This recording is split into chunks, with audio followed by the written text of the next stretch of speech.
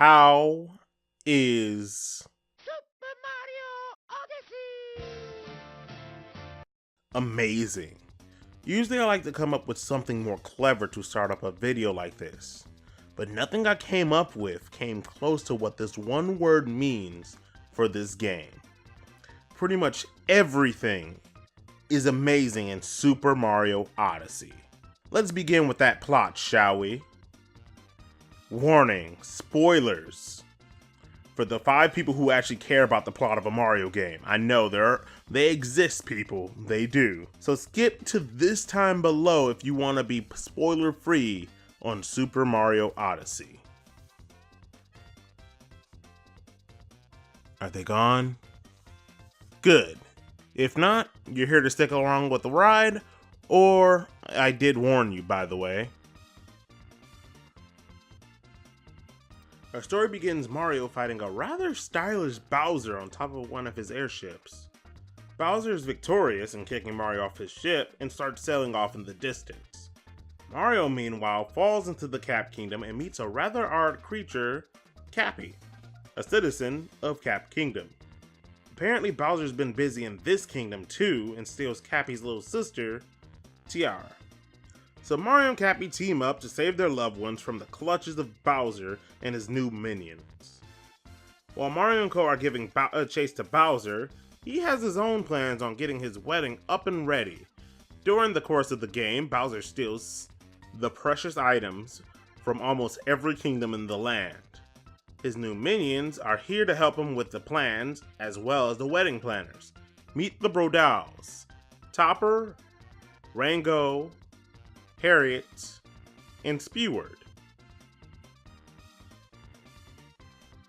Not only are they here to help Bowser steal what he needs, but are also the biggest cockblocks between you, Cappy, and the girls. It's almost always they seem to be buying time for Bowser's escape, but when Mario and Cappy do catch up with Bowser, he seems to wreck the Odyssey somehow or another, by cannon fire or by lightning spewing dragon, which delays the heroes even further. Oh yeah, I forgot to mention the Odyssey. After your first fight with Topper, one of the members of the Brodals, you're able to go to Cascade Kingdom. There you uncover, get it? Because it was covered in dirt. As I was saying, you uncover the Odyssey, a hat-shaped ship with the ability to fly. But in order for it to fly, you need to collect power moons, which replace the normal power stars in this game. After acquiring enough power moons, you're able to chase out the Bowser with your brand new ship, the Odyssey. Alright, back to the main plot. Once the Odyssey is wrecked, it sends our heroes to an unintended location, such as the Lost Kingdom or the Ruined Kingdom respectfully. Once Mario and Luigi finally make their way to Bowser's Kingdom, they're just barely unable to board Bowser's airship and have one final showdown with the Brodals, this time sporting a huge mech. Which kind of reminds me of the Power Rangers. Sadly, we don't get a mech morphing cutscene, but we do find out where Bowser's hosting his wedding ceremony. On the moon.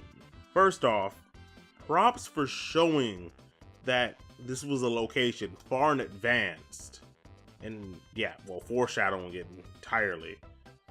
And second, I never would have thought we were going to go to the moon. I had it in the back of my mind the entire time while playing the game. I might say, it'd be funny if we actually just go straight to the moon, or if we just go to the moon as like a bonus area. But no, the moon is the final area of the game.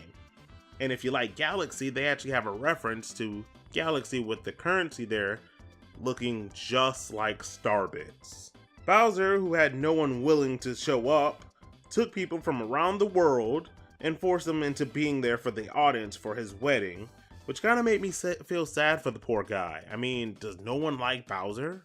After interrupting the wedding and Bowser sending you down a conveniently placed hole, you give Bowser the beating, and then these poneglyph-like things start to make the battleground shake, and all 5 of you guys are sent to the center of the moon. Unfortunately, Mario doesn't have enough strength to get them out of their predicament, when he notices an unconscious Bowser laying around. He gets the idea of throwing Cappy at Bowser to give them enough strength to get out of there, and holy crap, we're Bowser! And controlling Bowser is oh my gosh, it's so much fun. Even the intro scene into going into Bowser was just a joy to watch. It's actually pretty cool that you need Bowser to actually get you out of the predicament that Bowser has started. So it all goes around 360. And third, well, look at this cutscene, and please tell me that you don't at least smile or laugh a bit.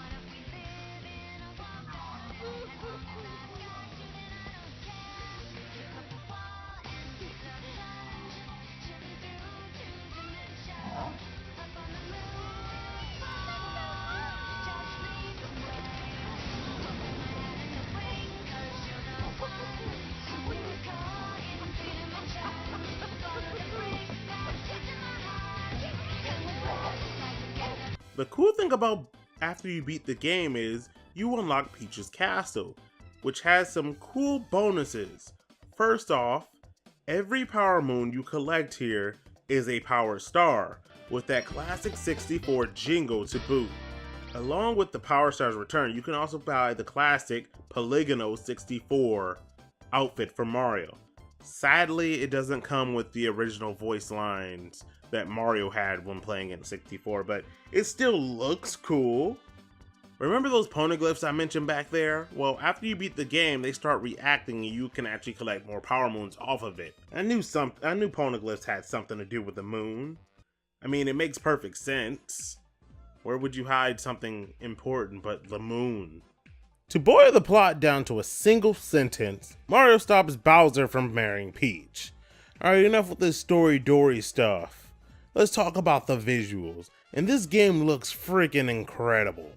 And it's even oozing with detail, like that Pepto-Bismol over there bubbling up like lava, to Mario shivering in the cold. It really makes it feel like Mario's experiencing the world around him instead of standing there as if he isn't even fazed by the elements at all. I mean, if you wanted to, you could count each and every thread on Mario's normal clothes.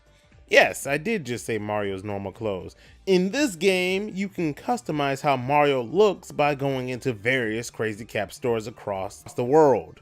Each kingdom has its own store, with 2 shopkeepers. One taking coins and the other takes what I like to call them kingdom coins. Each kingdom, except for a few, has kingdom coins. The best part about kingdom coins are they're not required for anything but costumes, decals, or stickers. If you don't care about cosmetics, you can completely ignore those things. Unless you're going for 100%, that is.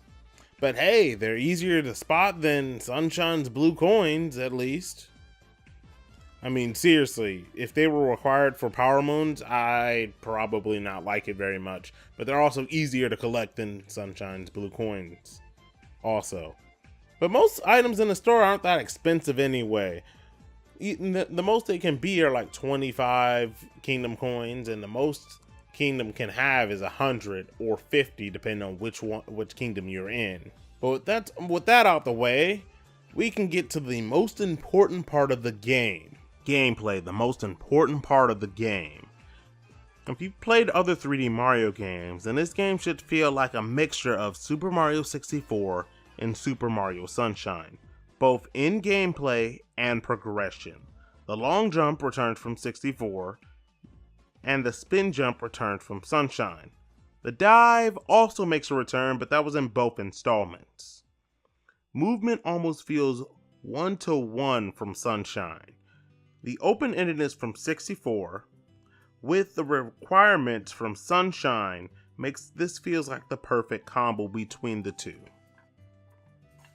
You can get almost any Power Moon in any order, but you need to get Power Moons from the current kingdom which you have landed in to proceed. You can even skip some story missions and head straight to the next kingdom as long as you have enough Power Moons. Say if you wanted to skip the Sand Kingdom at nighttime because you had enough Power Moons and go straight to the Lake or Wooden Kingdom, you can. Or you didn't want to help out the Lake Kingdom's problems, you can go straight to the Wooden Kingdom, or vice versa. It all doesn't matter. It all is your choice. The similarities don't end between the two games. You can also access worlds earlier by jumping in through paintings, or throwing Cappy on scarecrows to enter Mario-only platforming sections. Now, Cappy comes with a slew of abilities. He's kind of like the Kirby of the Mario universe. Once Happy's thrown onto a creature, whether it be an enemy or not, Mario can become said creature with their abilities, be it a frog, a Goomba, or a giant T-Rex. You usually have to use these abilities to proceed through the game. Most of the time, you're going to be ended up collecting more Power Moons to proceed with said enemies you've controlled. Now let's get on to the bosses, one of the main threats you proceed within the game. As Mario, you need to expose the boss's weakness and then throw Cappy upon them to control whatever they're using to deal some serious damage against them. Some bosses only have 2 cycles while other takes 3. Unfortunately, you won't know that until you've defeated the boss. Unfortunately, these feels random in the game, so some bosses may feel too short, but others just feel just right. It depends on how you proceed with the boss. But until you beat the game, you cannot refight bosses. You have to beat the game, and then you'll find out how to refight bosses after you beat the game. Like I said at the beginning of this video, this game is amazing. But is it a must-buy? Only if you already have a Switch. For those who are on the fence about getting the console, it depends on you first. First, do you like platformers? Do you like open world or open-ended games? And last but not least, do you have the funds to buy a Switch and the game? If you can say yes to either the first 2 questions and the last one, then what are you doing standing around here for? Go and get the game and have some fun. This game is amazing. Thanks for watching the video, and if you feel any different than I do, then remember, this is just my opinion, and I'd like to hear yours in the comments below. But remember this is Yoshken, the Yoshken, and I'll see you guys in the next one. Bye-bye.